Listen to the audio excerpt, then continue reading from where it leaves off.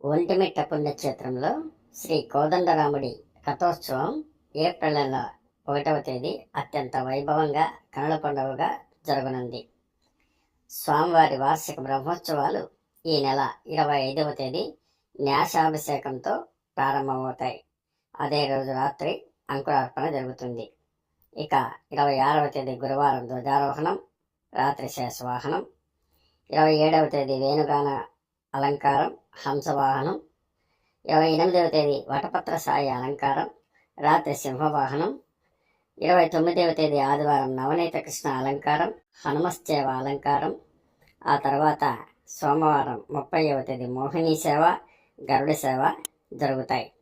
ఇక మార్చి నెల 31వ తేదీ మంగళవారం ధనుర్భ అలంకారం, ఎదుర్కోలు, కళ్యాణోత్సవం, అదేవిధంగా గజవాహనం జరుగుతుంది.